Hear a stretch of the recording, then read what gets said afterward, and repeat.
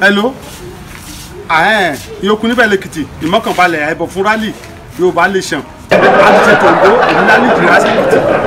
Èsì wà láà àgbàlẹ̀ṣàn lọ́rùn. Will you keep quiet? Àgbàlẹ̀ṣàn ra Oòduà nation. Ìmọ̀kànbalẹ̀ èsì kankan.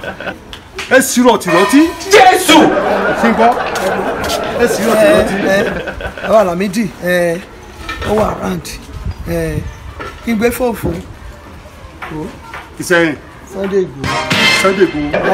Kẹ́kọ̀ọ́ pẹ̀lú Sunday Igboho. Mo ti ṣàlàyé fún nípa láti tẹ̀fẹ́ máa ń lọ iṣẹ́ lẹ́kìtì. Ó dẹ̀ sọ pé ọ̀dọ̀ máa ń líìdì wọn àwọn tó ní kó jọ́ méjì pé ọ̀dọ̀ máa ń líìdì. Ìyá Lámídì, let me tell you something.